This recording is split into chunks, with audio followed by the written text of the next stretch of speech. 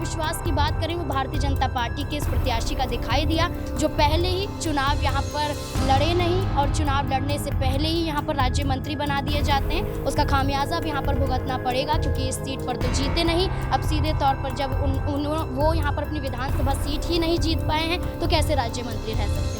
ऐसे में गोविंद सिंह डोटासरा का वो कथन सच साबित हो गया कि भजन लाल शर्मा के मंत्रालय में जितने भी विधायक हैं उन सभी को एक ही मंत्रालय दिया गया है। वो मंत्रालय था टीटी बचाओ मंत्रालय, और उस मंत्रालय को तमाम मंत्री मिलकर संभाल नहीं पाए। और अगर अब ऐसे में मजबूरन भजन लाल शर्मा को यहाँ पर सुरेंद्र पाल टीटी को बाहर करना पड़ता है, तो इसमें कहीं ना कहीं गलती पार्टी आला कमान की है कि फैसला आने से पहले उन्होंने ओवर कॉन्फिडेंस में ये जिम्मेदारी जो है वो सुरेंद्र पाल टीटी को दे दी। अब देखना होगा कि आखिरकार क्या कुछ अगला कदम रहता है।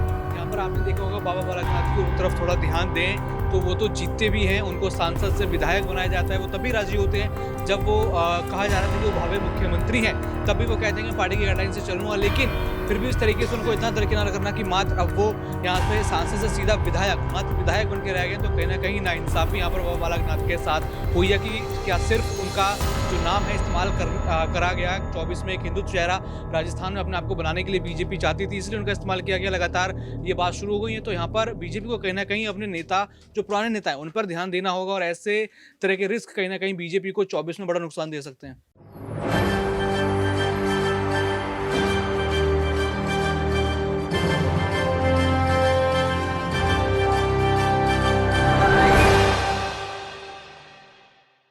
बीते साल की 3 दिसंबर को जिस तरह से 4 राज्यों के विधानसभा चुनावों के परिणाम जग जाहिर हुए, उन्हीं 4 राज्यों में हिंदी पट्टी के 3 राज्य भी थे, और 3 राज्यों में राजस्थान भी एक राज्य था जिसमें 200 विधानसभा सीटें आती हैं। लेकिन एक बार फिर से राजस्थान की सभी विधानसभा सीटों पर मतदान नहीं हुआ, और मतदान यहां 199 सीटों पर हुआ था, जिसमें भारतीय जनता पार्टी ने कांग्रेस को बड़ा झटका दिया और 115 सीटों पर जीत दर्ज कर ली थी। लेकिन 200 विधानसभा सीटों वाले राजस्थान की 199 विधानसभा सीटों पर तो मतदान हुआ, लेकिन एक जो सीट ऐसी थी जिस पर मतदान नहीं हुआ, उस पर मतदान हुआ यहां पर उपचुनाव के रूप में 5 जनवरी को, जिसके परिणाम आज सबके सामने आ गए। दरअसल यहां पर राजस्थान के श्री गंगानगर जिले की करणपुर विधानसभा सीट पर 15 नवंबर को पूर्व विधायक और कांग्रेस प्रत्याशी गुरमीत सिंह कूनर का आकस्मिक तरीके से निधन हो गया था, जिसके बाद संविधान के नियम के मुताबिक अगर चुनावों से कुछ ही वक्त पहले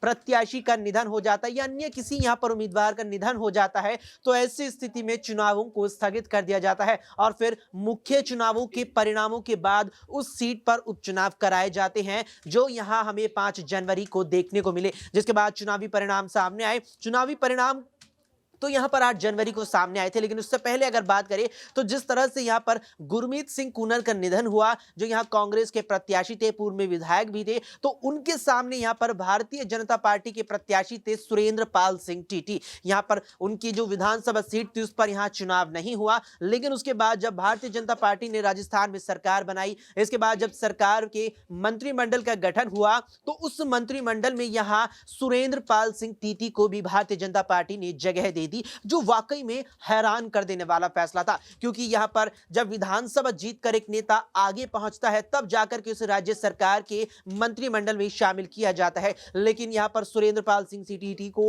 भारतीय जनता पार्टी ने विधानसभा जीतना तो आप छोड़ दीजिए, यहां पर चुनाव लड़ने से पहले ही मंत्रालय में जगह दे दी थी। लेकिन उसके बाद जब यहां पर सीट पर उपचुनाव हुआ, उस उपचुनाव में बीजेपी को तगड़ा झटका लगा और कांग्रेस प्रत्याशी ने यहां पर बड़ा झटका बीजेपी को देते हुए 12,000 वोटों से यहां सुरेंद्र पाल सिंह टीटी को हरा दिया। अब ऐसे में कई सवाल है जो इस पूरे मामले को लेकर उठ रहे हैं। क्या यह वाकई में भारतीय जनता पार्टी का अभिमान था कि उसने अपने प्रत्याशी को चुनाव लड़ने से पहले ही मंत्रिमंडल में जगह दे दी? क्या यहां पर नए मुख्यमंत्री को राजस्थान की जनता ने स्वीकार नहीं किया, जिसका परिणाम बीजेपी को एक सीट पर हार से चुकाना पड़ा? ऐसे में कई और सवाल हैं जो इस मुद्दे को लेकर लगातार ही उठ रहे हैं, और इन तमाम सवालों के जवाब न्यूज रूम में मौजूद अपने तमाम साथियों से लेंगे। सबसे पहले नाजमीन से जानेंगे। नाजमीन, पहला सवाल मेरा यही रहेगा कि कांग्रेस प्रत्याशी ने भारी मतों से सुरेंद्र पाल सिंह टीटी को हरा दिया है, और सुरेंद्र पाल सिंह टीटी को यहां भारतीय जनता पार्टी ने जिस तरह से विधायक बनने से पहले मंत्रिमंडल में जगह दी थी, क्या यह वाकई में अभिमान है,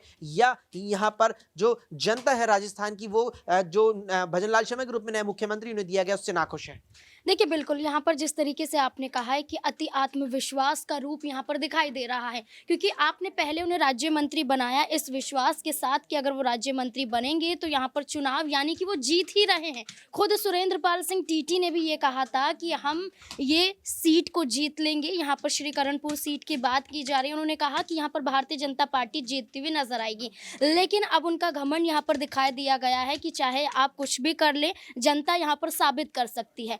कांग्रेस प्रदेश अध्यक्ष की बात करें, गोविंद सिंह डोटासरा, उन्होंने ये कहा कि आपने योजनाओं के नाम बदले, आपने कई ऐसे फैसले लिए, आपने यहाँ पर ये दिखाने की कोशिश की कि आप चुनाव आयोग को ठेंगा दिखा रहे हैं, आपने आचार संहिता का उल्लंघन किया, तमाम तरीके से यहाँ पर चीज़ें की गई। लेकिन जनता ने साबित कर दिया कि आखिरकार यहाँ पर जीत उनकी होती है जो सच के साथ जाते हैं, जीत उनकी होती है जो यहाँ पर एक तरीके से देखे जाए तो विश्वास के साथ आगे बढ़ रहे हैं। बेशक श्रीकरणपुर सीट की बात की जाए तो कांग्रेस पार्टी का दबदबा इस सीट पर ज़्यादा नजर आता है, लेकिन अति आत्मविश्वास की बात करें वो भारतीय जनता पार्टी के इस प्रत्याशी का दिखाई दिया जो पहले ही चुनाव यहाँ पर लड़े नहीं और चुनाव लड़ने से पहले ही यहाँ पर राज्य मंत्री बना दिए जाते हैं। उसका खामियाजा अब यहाँ पर भुगतना पड़ेगा, क्योंकि इस सीट पर तो जीते नहीं। अब सीधे तौर पर जब वो यहाँ पर अपनी विधानसभा सीट ही नहीं जीत पाए हैं तो कैसे राज्य मंत्री रह सकते हैं। बिल्कुल, यहाँ पर कैसे राज्य मंत्री रह सकते हैं, क्योंकि यहाँ पर यह मंत्रिमंडल में शामिल होने के लिए कम से कम एक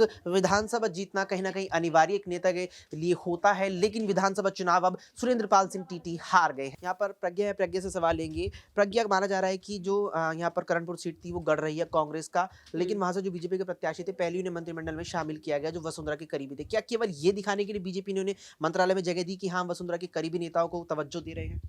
देखिए, मुझे नहीं लगता कि इसके पीछे कोई ऐसा कारण हो सकता है। सुरेंद्र पाल टीटी की अगर बात करें तो भारतीय जनता पार्टी का कद्दावर नेता माने जाते हैं और इसीलिए उन्हें ये जिम्मेदारी दी गई। लेकिन मुझे ऐसा लगता है कि शायद यहाँ पर भारतीय जनता पार्टी को करणपुर सीट पर उपचुनाव हो जाने देना चाहिए था, उसके बाद उन्हें ये जिम्मेदारी दी जानी चाहिए थी, क्योंकि ऐसे में गोविंद सिंह डोटासरा का वो कथन सच साबित हो गया कि भजन लाल शर्मा के मंत्रालय में जितने भी विधायक हैं उन सभी को एक ही मंत्रालय दिया गया है। वो मंत्रालय था टीटी बचाओ मंत्रालय, और उस मंत्रालय को तमाम मंत्री मिलकर संभाल नहीं पाए। और अगर अब ऐसे में मजबूरन भजन लाल शर्मा को यहाँ पर सुरेंद्र पाल टीटी को बाहर करना पड़ता है तो इसमें कहीं ना कहीं गलती पार्टी आला कमान की है कि फैसला आने से पहले उन्होंने ओवर कॉन्फिडेंस में ये जिम्मेदारी जो है वो सुरेंद्र पाल टीटी को दे दी। अब देखना होगा कि आखिरकार क्या कुछ अगला कदम रहता है।